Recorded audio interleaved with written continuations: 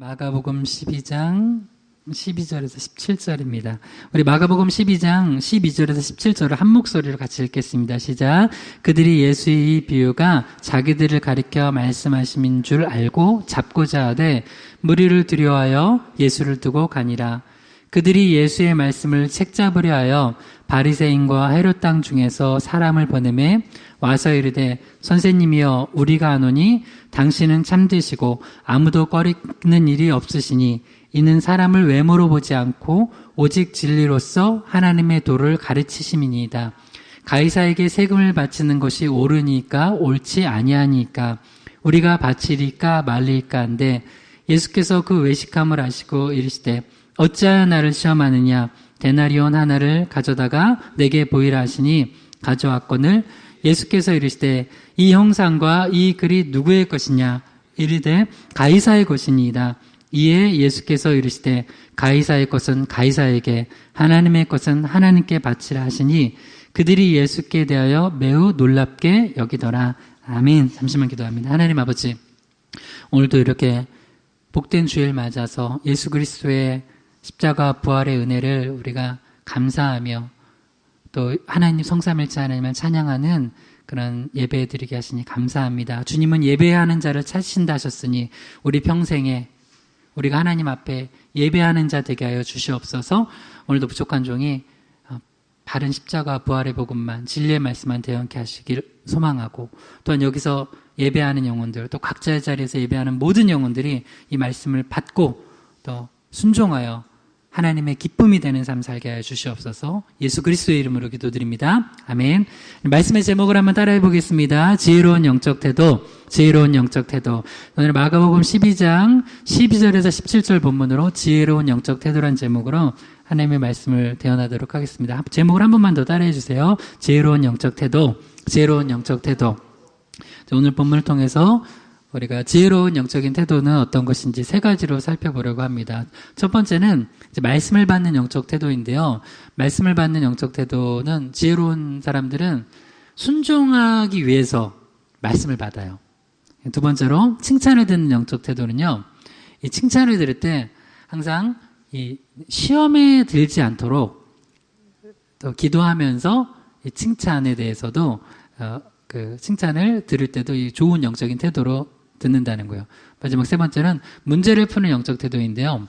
이때는 우리가 꼭 세상에 그냥 살아가는 사람이 아니라 예수 믿는 자로서 천국 시민권자로서 그 문제를 대하고 푼다는 거예요. 이 세 가지로 오늘 말씀을 살펴보도록 하겠습니다. 첫 번째 지혜로운 영적 태도입니다. 한번 따라해 주세요. 말씀을 받는 영적 태도, 말씀을 받는 영적 태도. 한 번 더 따라해 주시면 감사하겠습니다. 순종하려는 마음, 순종하려는 마음. 네, 마가복음 12장 12절에서 13절 읽겠습니다. 그들이 예수의 이 비유가 자기들을 가리켜 말씀하심인 줄 알고 잡고자 하되 무리를 두려워하여 예수를 두고 가니라.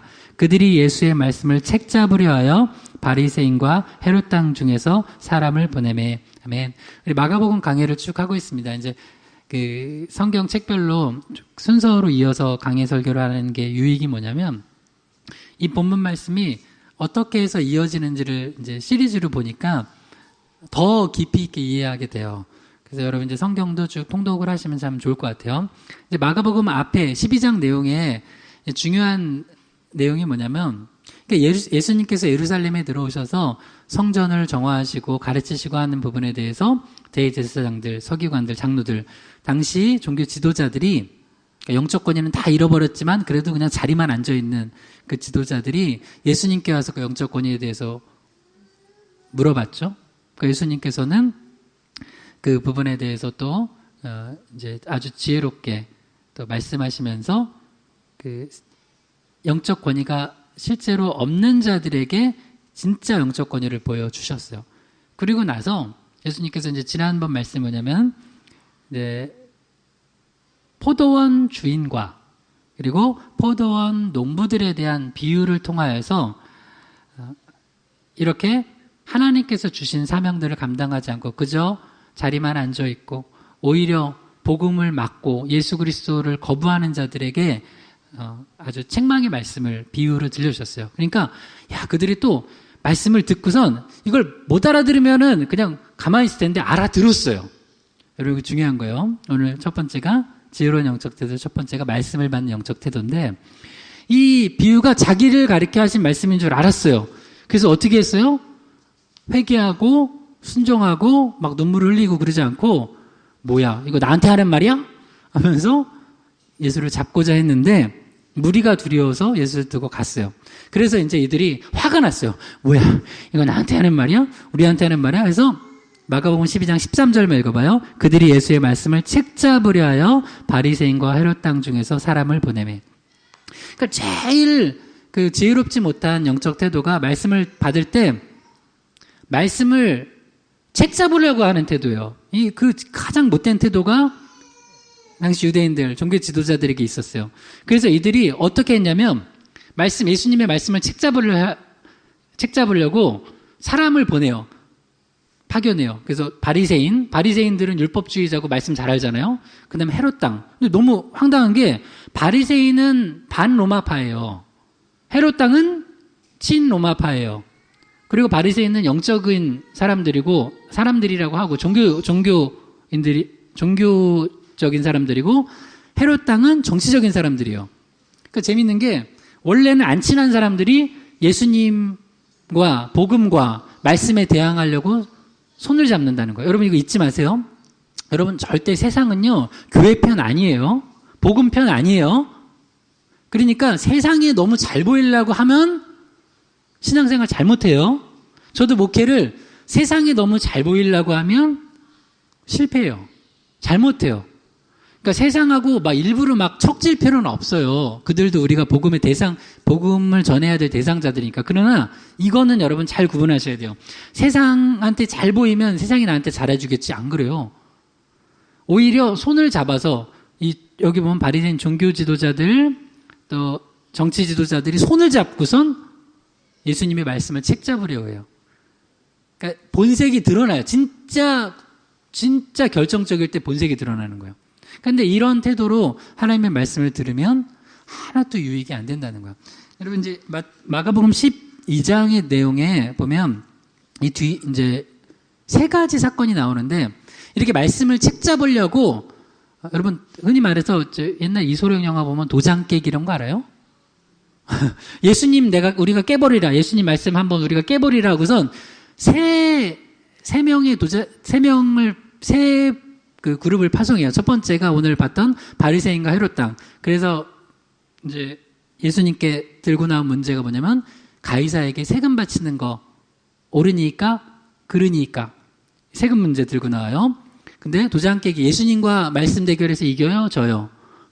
깨졌어요. 그럼 두 번째가 뭐냐면, 이제 이게 마가복음 12장 13절에서 17절 내용이고요. 그 밑에, 여러분 성경 있으면 눈으로 한번 봐봐요. 마가복음 12장 18절에서 27절에 보면, 누굴 또 보내냐면, 사두개인들 보내서, 또 이번에 도장 깨기, 예수님 말씀 깨기. 그래서 이번엔 부활 논쟁 가지고, 웃긴 게 사두개인들은 부활을 믿지도 않거든요.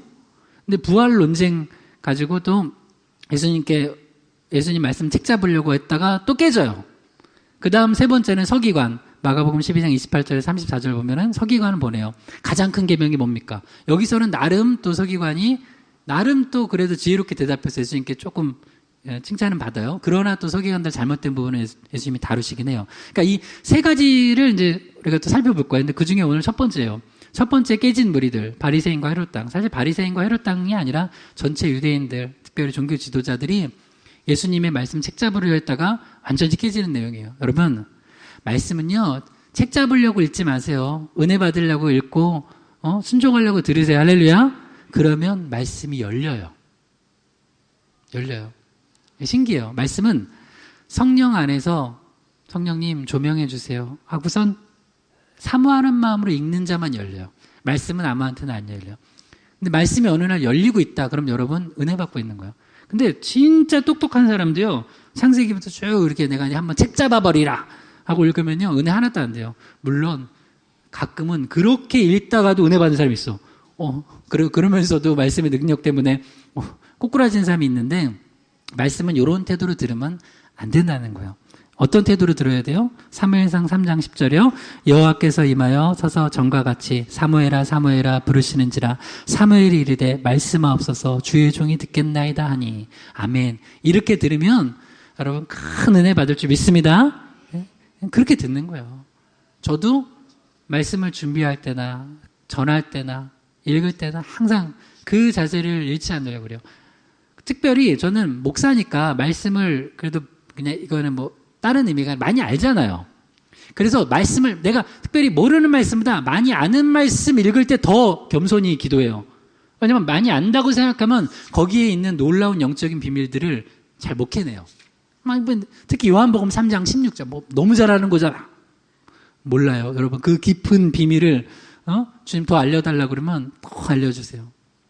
그리고 모르는 말씀 읽을 때는 뭐 그때는 또 기도해야 되고요. 성경은 정말 겸손한 마음으로 듣고 읽는 자들에게 주님께서 큰 은혜로 말씀 열어주세요. 말씀이 열리면 어떤 축복이 있냐면 사무엘이 어떤 축복을 받았어요. 정말 그 나라를 살리잖아요. 사무엘이 꺼져가던 등불 하나 들고선 불을 밝히니까 그 나라가 살아요. 사무엘이 살았던 시대가 사사기 끝 무렵이에요. 사사기가 얼마나 정말 타락했는지 사사기 말씀은요 끝부분요 19금이야. 뭐 읽을 수 없어요. 정말 애들한테는 읽히기 어려울 정도 되게. 근데 그렇게 타락하던 시대에 주의 종이 듣겠나이다 말씀하옵소서 하는 이런 태도로 듣는 말씀의 사람 한 명이 있으니까 나라가 회복이 되는 거예요. 그러니까 여러분 말씀을 겸손한 태도로 들으면요 여러분 가정이 살고 나라가 삽니다. 할렐루야. 그러니까 지금 이 나라가 살려면 뭐 백신도 맞아야 되고 뭐 치료제도 아직 안 나왔지만 나오면 뭐 좋겠지만 겸손한 태도로 말씀을 듣는 자가 있으면 나라 살아요. 교회도 살아요. 여러분 가정도 삽니다. 할렐루야. 근데 이제 양극단을 봤어요. 바리새인 헤롯당 뭐 그 사람들은 이나 뭐 저 대제사장들 말씀을 책 잡으려고 하는 태도로 말씀을 듣는 사람. 그리고 사무엘처럼 주의 종이 듣겠나이다 말씀하옵소서 하면서 겸손하게 듣는 사람. 이 양극단이 있는데 중간을 한번 보려고 그래요. 중간. 열왕기상 22장 7절에서 8절이요. 여호사밧이 이르되 이외에 우리가 물을 만한 여호와의 선지자가 여기 있지 아니하나이까. 이스라엘의 왕이 여호사밧 왕에게 이르되 아직도 이물라의 아들 미가야 한 사람이 있으니 그로 말미암아 여호와께 물을 수 있으나 그는 내게 대하여 길한 일은 예언하지 아니하고 흉한 일만 예언하기로 내가 그를 미워하나이다. 여호사밧이 이르되 왕은 그런 말씀 마소서. 이런 내용이에요. 북이스라엘의 아합 왕과 유다의 그러니까 남유다의 여호사밧 왕이 이제 둘이 만나가지고 아람 이제 길앗 라못을 치러 전쟁하러 가자고 이제 얘기를 나누고 있어요. 굳이 얘기하면은 이제 북이스라엘의 아합 왕은 이제 우리 아까 봤던 바리새인과 헤롯 땅처럼 예수님의 말씀을 책 잡으려고 오는 그런 아주 못된 마음으로 말씀 듣는 사람이에요. 그러니까 이제 아합 왕은 굉장히 믿음이 안 좋은 거죠. 근데 여기 재밌는 인물이 하나 나오는데 이 아합 왕하고 사돈 맺은 그 여호사밧 왕은 남유다 왕이고 믿음도 좋은 왕이에요. 근데 전쟁을 하러 가야 되니까 하나님께 물어봐야 되잖아요. 이거 해야 됩니까? 말아야 됩니까? 여러분 부부싸움 하려고 해도 좀 물어보세요. 기도하고. 기도 안 하고 싸우죠? 지금까지 부부싸움 기도 안 하고 싸운 분들 회개하세요. 싸우려고 하면 잠깐만 나 기도 좀 해야 되겠다. 이거 싸워야 되냐 말아야 되냐. 전쟁하려고 하는 거니까 물어봐야 되잖아요. 물어봐야 되는데 시드기야를 비롯한 400명의 선지자는 다 전쟁을 나가면 이긴다는 거야. 막 시드기야는 뿔을 만들어가지고 팍팍 찔리면서 이렇게 착착 찔릴 거라고 이길 거라고. 근데 이제 여호사밧 왕은 아무리 봐도 이건 이상해. 어떻게 400명의 선지자가 저렇게 좀 이상한 여러분 영적으로 좀 깨어 있으면 이상한 게 느껴져요. 이상한 게 느껴질 때는 그냥 가면 안 돼요. 더 기도해야 돼요. 여러분 잘 아세요? 뭔가 이상한 게 느껴지면 어떻게 한다고요? 더 기도하는 거야. 더 기도해야 돼요. 그냥 하면 안 돼요. 속아요. 그래서 여호사밧 왕이 그러지 말고 좀 이상한 것 같은데 우리 다른 좀 여호와께 물어볼 만한 그 선지자 없냐? 하나님 말씀 전해줄 진짜 좀 제대로 된 선지자 없냐? 그러니까 있긴 있는데 하여튼 그놈은 나한테 좋은 하나님 말씀 하나도 안 주나 축복의 말씀을 그 입에서 들어본 적이 없다. 왜 그럴까요? 아합이 축복받을 만한 일이 하나도 못해 그냥. 그래서 이제 하나님의 말씀을 전해주는데 늘 나한테 회개하시오, 심판이 임할 것이다, 뭐 이런 얘기만 해가지고 내가 아주 미워하는 선지자가 하나 있다고. 그게 미가야라고. 그러니까 이제 여호사밧 왕이 그러지 말고 데려오라고. 들으니까 미가야가 어떻게 예언을 해요? 시드기야와 그 400명의 선지자가 예언한 것과 정반대로 전쟁 나가면 죽는다고. 하나님이 당신 심판하려고 이 전쟁 마련하신 거라고. 그러니까 속으면 안 된다고. 그러니까 그냥 앞에 꺼보라고 저놈은 하여튼 나한테 안 좋은 예언만 한다고. 아무리 왕이어도 선지자한테 막 이놈 저놈 하면서 막 하고 막 또 시드기야는 그 미가야 뺨도 때리고 막 하면서 하여튼 미가야는 고난을 당하는 선지자였어요.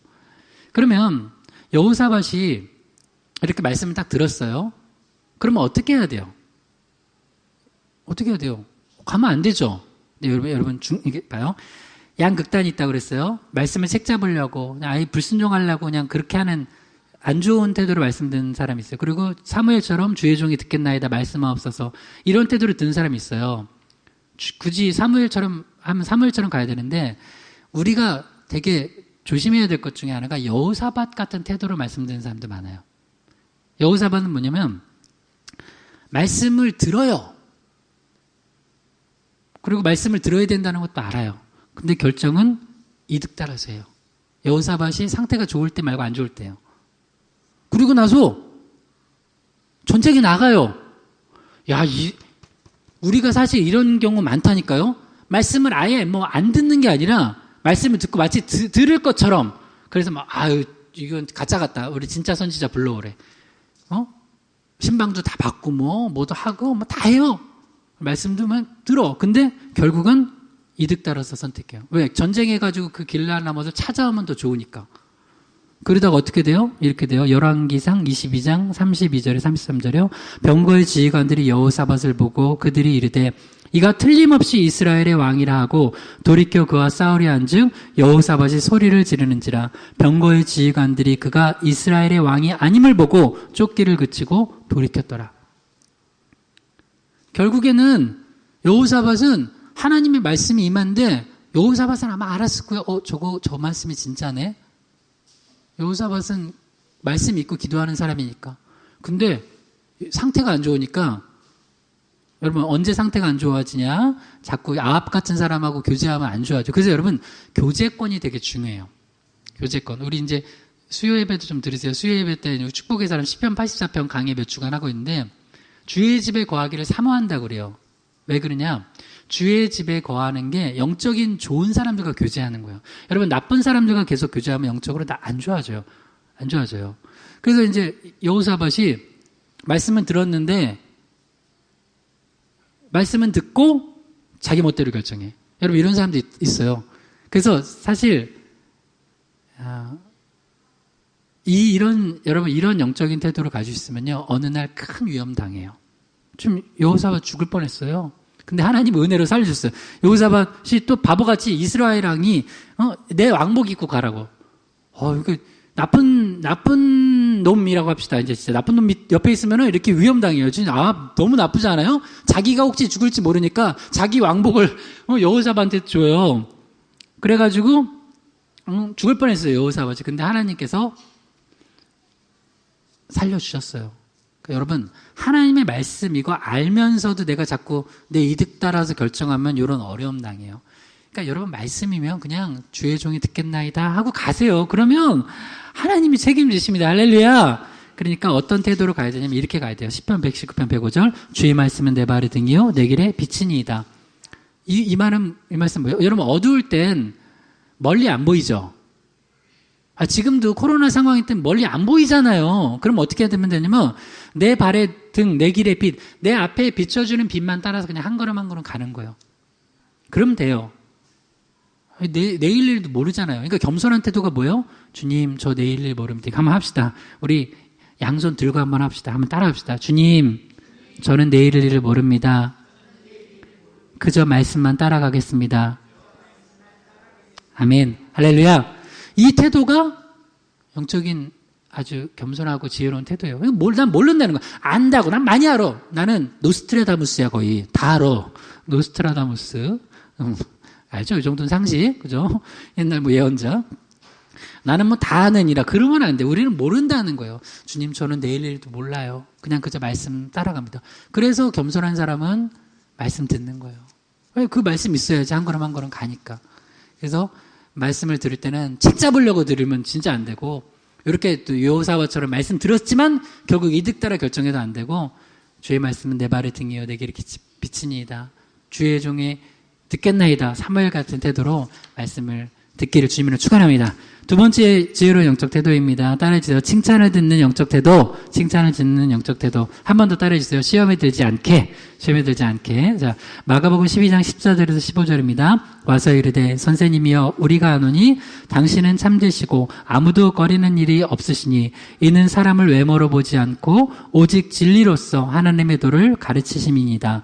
가이사에게 세금을 바치는 것이 옳으니까 옳지 아니하니까 우리가 바치리까 말릴까 한데 예수께서 그 외식함을 아시고 이르시되 어찌하여 나를 시험하느냐 데나리온 하나를 가져다가 내게 보이라 하시니. 맨. 지금 이스라엘은 로마의 지배를 당하고 있죠. 그래서 로마가 그래서 이제 화폐를 발행하는데 이제 그 화폐에 보면 이제 데나리온 이제 하루 노동자 품삯으로 우리가 알고 있죠. 그 데나리온에 보니까 가이사의 형상과 글이 새겨져 있어요. 그러니까 그거 자체가 동전을 가지고 있고 그 동전을 보고 읽는 것만으로도 이제 하나님을 섬기는 유대인들의 입장에서는 가이사, 거기는 황제를 신처럼 높여주는 그런 뭐 내용과 이런 부분이에요. 그러니까 이거는 우상숭배다. 하면서 굉장히, 유대인들 중에 특별히 뭐 믿음 있다고 하는 사람은 싫어했어요. 그러면서 이제 그 한 걸음 더 나아가서 그러면 우리가 그렇게 그런 황제한테 가이사한테 세금을 바치는 게 옳습니까? 옳지 않습니까? 물어본 거예요. 근데 그 물어보기 전에 참 재밌는 게 이게 궁극적으로 하고 싶은 내용인데 그 전에 밑밥을 깔아요. 뭘로? 예수님께 칭찬을 해요. 이거는 찬양이 아니에요. 여러분 아브랑 찬양은 달라요. 그죠? 예수님은 우리 순수하게 찬양합시다. 우리 주를 사랑한다던 베드로 고백처럼 난 예수를 사랑한다고. 이건 찬양이에요. 근데 이거는 찬양이 아니에요. 선생님이여 우리가 아노니 당신은 참되시고 아무도 거리는 일이 없으시니 이는 사람을 외모로 보지 않고 오직 진리로서 하나님의 도를 가르치심이니이다. 이거 찬양 아니에요. 그러니까 여러분 세상 사람들이 예수님을 그냥 좋게 예수님 좋은 분인 것 같아 하는 건 찬양 아니에요. 예수를 구주로 영접하고 내가 주인됨을 고백하고 고백 올려드리는 게 진짜 찬양이에요.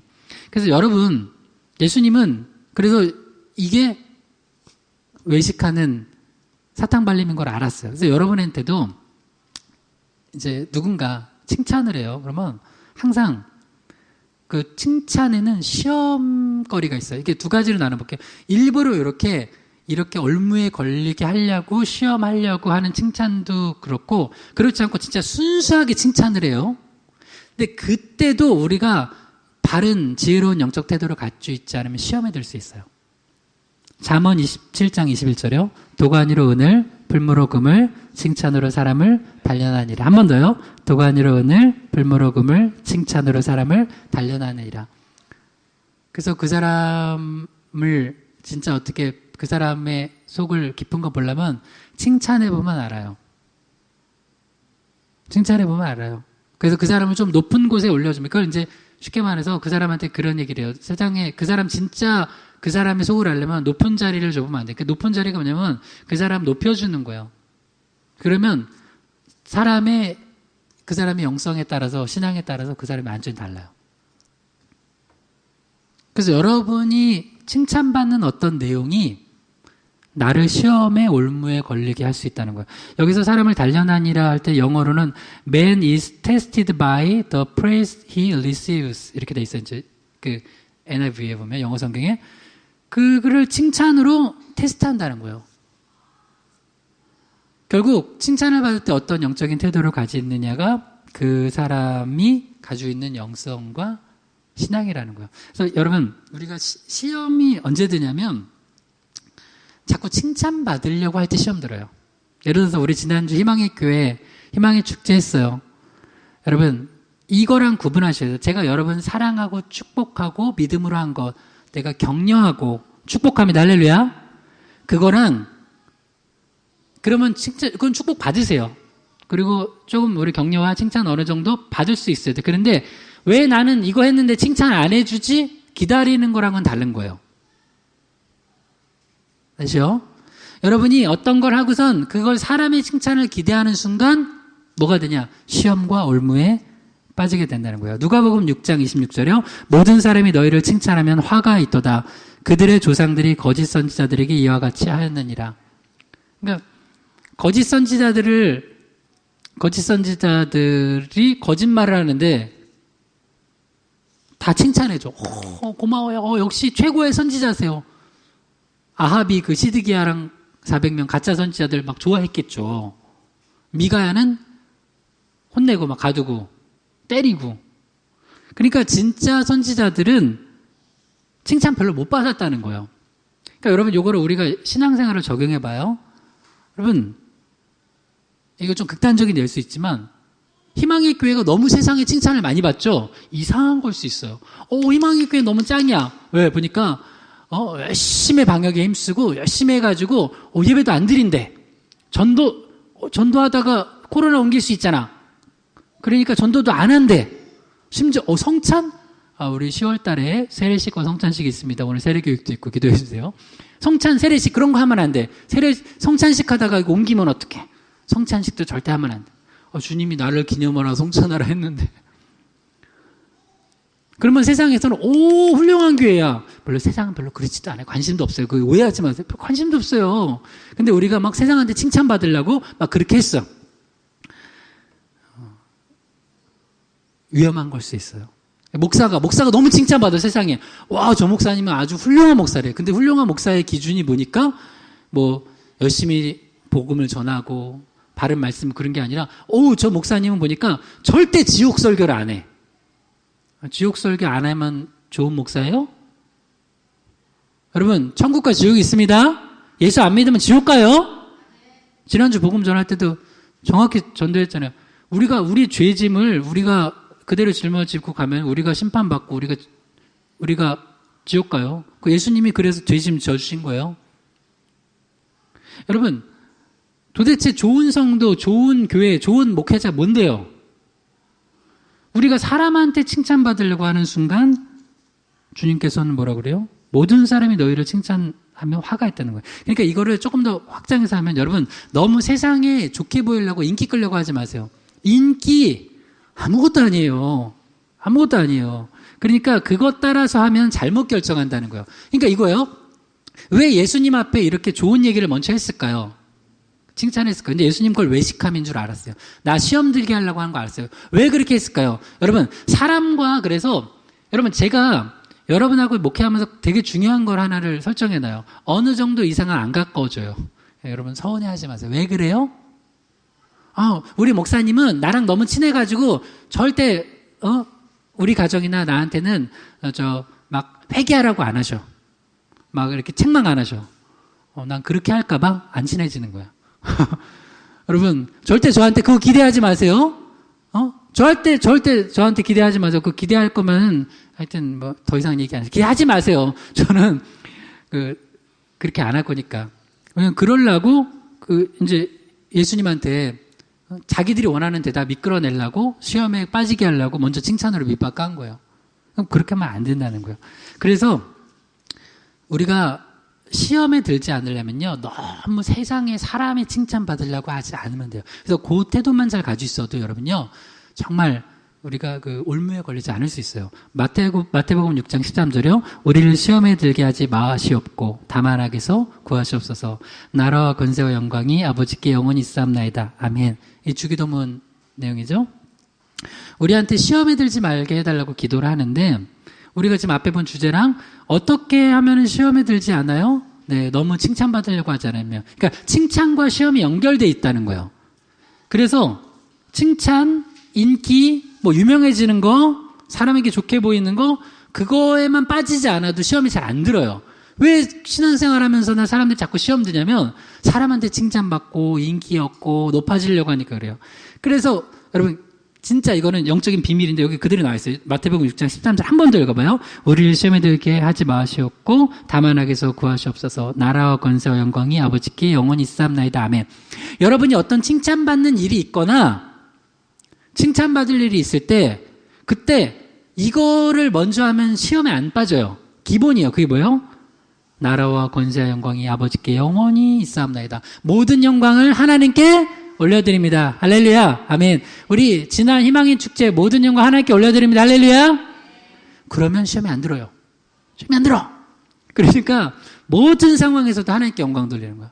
어떤 좀 좋은 일이 있고 기쁜 일이 있으면 하나님께 영광 돌리세요 먼저. 그러면 시험에 안 든다는 거야.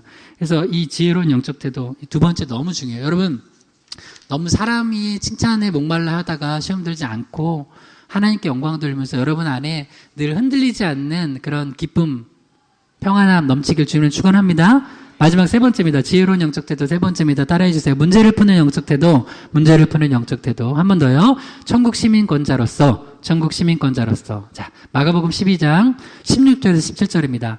가져왔거늘 예수께서 이르시되 이 형상과 이 글이 누구의 것이냐 이르시되 가이사의 것이니이다. 이에 예수께서 이르시되 가이사의 것은 가이사에게 하나님의 것은 하나님께 바치라 하시니 그들이 예수께 대하여 매우 놀랍게 여기더라. 아멘. 그래서 그래? 한번 가져와봐. 예수님은 다 아셨죠. 저들이 나 시험에 빠뜨리려고 한 거. 여러분 봐요.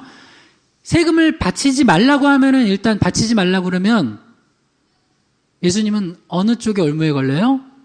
네, 로마 측에. 로마 측에서는 세금 바치지 말라고 하면은 그 로마 측에서는 불법이니까 죽여요. 가두는 정도는 죽여요. 그 다음에 세금을 바치라 막 이렇게 얘기했어요. 그러면 유대인들 좀 극단적 유대인들 측에서는 아 뭐야 아니 그럼 우리한테 우상 숭배하라는 거야? 막 하면서 막 극단적으로 아니 저렇게 영적 지도자가 예수님 좋은 선지자인 줄 알았는데 알고 보니까 다 가짜구만 하면서 또 영적 권위를 막 떨어뜨리려고 할 거예요. 그러니까 그들의 질문에 어떻게 대답하든 올무에 걸리는 거예요. 그러니까 여러분 지금 방역이 중요해요. 여러분 시험에 걸리면 안 돼요. 그냥 찰떡까지 알아듣고 대답해보자. 방역이 중요해요. 예배가 중요해요. 네, 네, 다 중요해요. 할렐루야. 다 중요해요. 방역 잘하면서 예배합시다. 할렐루야. 전도가 중요해요. 방역이 중요해요. 다 중요해요. 방역도 중요해요. 전도 중요해요. 방역하면서 전도합시다. 그냥 우리 하잖아요. 아니 우리 괜히 코로나 옮기면 어떡하지? 너무 그런 걱정하지 마세요. 우리 마스크 쓰고 그리고 접촉도 우리 한 길게 하지도 않아요. 전도 우리 계속했잖아요. 혹시 전도하다가 뺨 맞은 분, 제가 축복 기도해줄게. 우리 작년부터 지금까지 계속 전도했잖아요. 지난주 혹시 끝나고 가가지고 왜 나를 그렇게 사람 많은 줄 알았으면 안 갔지? 어떻게 나한테 그렇게 자기 나한테 교회 오라고 그랬어? 지난주 너무 꽉 차가지고 더 왔으면 우리 못 앉았어요. 왜 한 번만 와달라고 하고선 왜 안 들여보내주냐 글을 보냈어요. 혹시 지난주에 해가지고 따지고 욕먹었던 분 없어요? 의료비에 핍박받으면 축복 많다고 그랬는데 핍박 많이 안 받으셨네요. 여러분 너무 염려하지 마세요. 근데 예수님께서 어떻게 대답하세요? 자, 17절. 우리도 이렇게 대답해야 돼요. 마가복음 12장 17절이요. 이에 예수께서 이르시되 가이사의 것은 가이사에게 하나님의 것은 하나님께 바치라 하시니 그들이 예수께 대하여 매우 놀랍게 여기더라. 아멘. 예수님은 두 올무에서 다 빠져나갔어요. 가이사의 것은 가이사에게 하나님의 것은 하나님께 바치라. 이게 알쏭달쏭한 말씀이네. 그래서 도대체 뭐지? 하고서 못 알아듣고 간 사람도 있을 거예요. 여러분, 로마 황제 가이사죠. 그 정치 지도자, 그죠? 그래요. 우리가 여러분 대한민국 시민이에요? 일본 시민이에요? 일본 시민 있어요? 혹시? 네. 대한민국 시민이면 대한민국 법 따라야 돼요? 안 따라야 돼요? 따라야 되죠. 법 지키세요. 그러나 여러분은 또 천국 시민이에요? 아니에요? 여러분 천국 시민 아니에요? 예수 믿으면 천국 시민이잖아요. 천국 시민권자로서 또 살아가세요. 할렐루야. 네, 지금 그 얘기예요. 그래서 우리가 어떤 문제를 대할 때 예수 믿는 사람은 항상 내가 천국 시민권자라는 걸 잊지 않고 영적인 눈을 뜨고선 영적인 걸 소중히 여기면서 결정을 해야 된다는 거예요. 하나만 놓고 하면 안 된다는 거예요. 요한복음 8장 7절에서 9절이요. 그들이 묻기를 마지 아니하는지라 이에 일어나 이르실 때 너희 중에 죄 없는 자가 먼저 돌로 치라 하시고 다시 몸을 굽혀 손가락으로 땅에 쓰시니 그들이 이 말씀을 듣고 양심의 가책을 느껴 어른으로부터 시작하여 젊은이까지 하나씩 하나씩 나가고 오직 예수와 그 가운데 섰는 여자만 남았더라. 여기서도 똑같아요. 요한복음 8장에도 보면 가늠하던 현장에서 잡힌 여인 끌어다가 율법에는 돌로 치라고 했는데 어떻게 합니까? 예수님 빨리 대답해 주세요. 빨리. 여러분 너무 빨리빨리 할 때는 조심해야 돼요. 시험에 걸리게 하려고 그런 거니까 기도해 보겠다고. 진짜 기도하세요. 그리고 잘 모르겠으면 목사님께 좀 신방 받겠다고 말씀도 받고. 우리도 지금 예를 들어서 뭐 어떤 결정할 때 있어서 기도하고 말씀 받으면 별 문제 없죠. 네, 별 문제 없잖아요. 그 말씀대로 가면 되는 거예요. 근데 애들이 막 이렇게 이제 또 이 여인 죽여요 말아요. 근데 역시 봐요. 죽여! 그러면 어떻게 되는 거예요? 율법. 이게 유대인 입장에서 율법엔 맞지만 로마 측 입장에서는 여러분 예수님이 왜 로마의 손에 의해서 죽으셨어요? 십자가 달려 돌아가셨어요? 유대인들한테 식민지 백성들한테는 사형 권한 안 줬어요. 그래서 로마 총독 빌라도가 사형 판결을 내리고 로마 병정들에 의해서 십자가 못 박혀 죽으신 거예요. 그러니까 그러면 예수님은 로마법을 어기게 되는 거예요. 그리고 만약에 죽이지 말라 그러면 또 뭐예요? 율법을 어기게 되는 거예요. 그러니까 어느 쪽에도 똑같아요. 지금 우리 마가복음 12장 말씀과 요한복음 8장 말씀이 거의 같은 느낌으로 가요. 예수님을 올무에 걸리게 하기 위해서 어떤 거를 해도 다 걸려 넘어지게 해요. 그때 예수님께서 뭐라고 하시냐면, 자, 7절만 다시 읽어봐요. 요한복음 8장 7절이요. 그들이 묻기를 맞이 아니하는지라 이에 일어나 이르시되 너희 중에 죄 없는 자가 먼저 돌로 치라 하시고. 예수님께서 세 가지를 얘기하셨어요. 너희 중에 죄 없는 자가. 여러분, 죄 없는 자 있어요? 없어요. 우린 다 죄인이에요. 죄의 삭은 사망이고. 그 다음에 먼저. 두 번째 먼저래요. 다들 사람들이 책임 안 지고 남이 먼저 던지면 나 던져요. 치사한 거예요. 책임 안 지고 나는 몰라, 나는 몰랐어 뭐 하고. 근데 먼저 나오라고. 죄 없는 자, 그다음 먼저. 그 다음에 세 번째가 돌로 치라.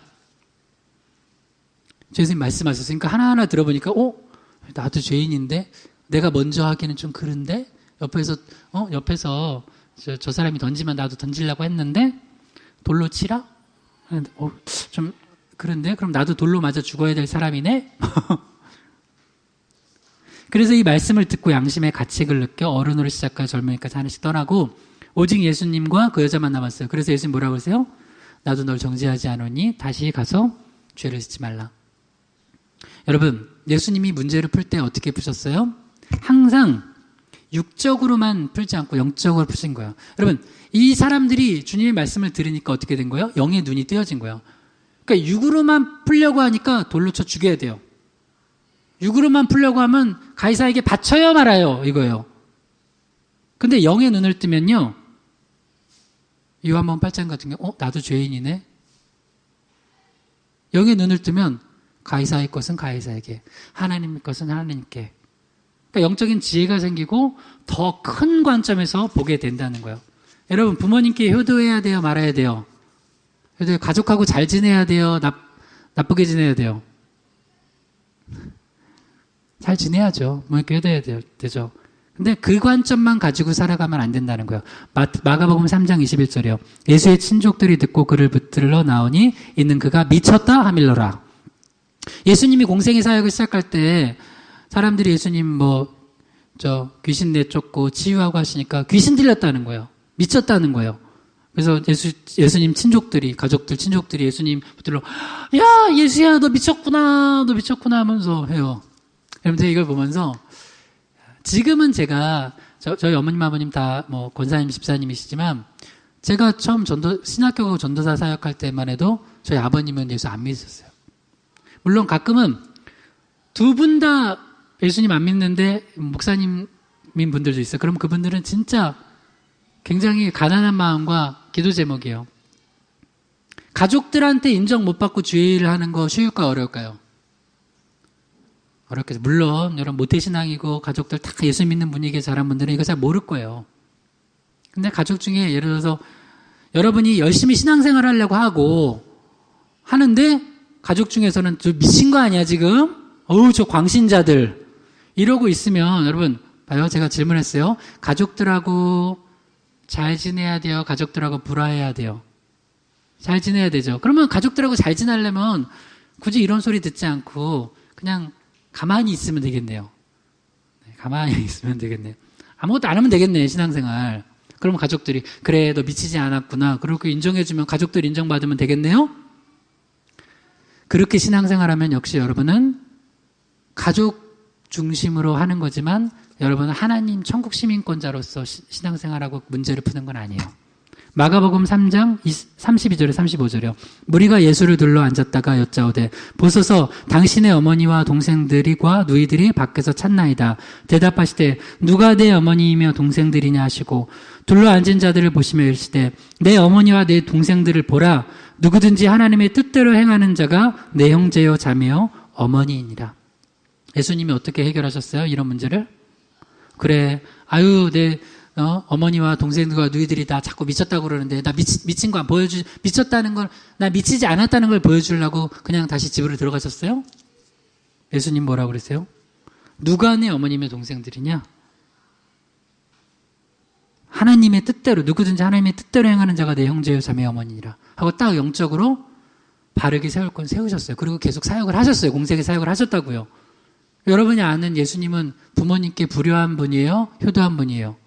효도했어요. 예수님은 마지막 십자가에 달려 돌아가시면서도 요한에게 어머니를 맡겼어요. 여러분 내 손가락 하나만 부러져도 다른 사람 신경 못 써요. 우리가 그 정도로 이기적인 죄인인데 예수님이 십자가에 못 박혀 죽으시면서까지 어머니를 생각했는 효도하는 효자였다고요. 그러나 예수님께서는 또한 영적인 부분에 있어서는 이 문제를 단지 그냥 가족과 잘 지내는 거 세상 사람들에게 잘 보이는 거, 그냥 세상에 세금 바치는 문제, 이런 걸로만 풀지 않았다고요. 영의 눈을 떠서 천국 시민권자로서 결정을 해야 된다는 거예요. 여러분은 대한민국 시민이지만, 여러분, 천국 시민입니다. 할렐루야! 빌립보서 3장 20절에서 21절이요. 그러나 우리의 시민권은 하늘에 있는지라 거기로부터 구원하는 자 곧 주 예수 그리스도를 기다리노니 그는 만물을 자기에게 복종하게 하실 수 있는 자의 역사로 우리의 낮은 몸을 자기의 영광의 몸의 형체와 같이 변하게 하시리라. 할렐루야. 우리 앞뒤 잘 뵙기 한번 인사합시다. 당신은 천국 시민권자입니다. 시작. 당신은 천국 시민권자입니다. 아멘. 여러분 이거 잊지 않고선 문제를 푸세요. 이거를 잊지 않아야지 문제를 제대로 풀어요. 지금 우리가 문제를 잘못 풀고 있어요. 왜? 나는 대한민국 시민권자니까. 대한민국 백성이니까. 맞대. 누가 아니래? 맞아요. 지금 예수님도 로마한테 지배당하고 있어요. 맞아요. 그러나 또 예수님은 부모님께 효도하고 형제들하고 잘 지내야 돼요. 그러나 하나님께 맡기신 사명은 감당해야 돼요. 여러분 계속 문제를 풀 때는 항상 내가 천국 시민권자라는 거 잊으면 안 돼요. 그 눈을 가지고 풀어나가는 거예요. 3가지 얘기했어요. 지혜로운 영적 태도. 첫 번째 말씀을 받는 영적 태도는 순종하려는 마음으로. 말씀 책 잡으려고 말씀 듣지 마세요. 그리고 여호사밧처럼 말씀은 듣지만 결국 내 이득 따라서 결정하는 거. 그러면 안 돼요. 그럼 어려움 당해요. 그러니까 난 모릅니다. 주님 내일 일 모릅니다. 그저 말씀에 따라서 하루하루 살아가겠습니다.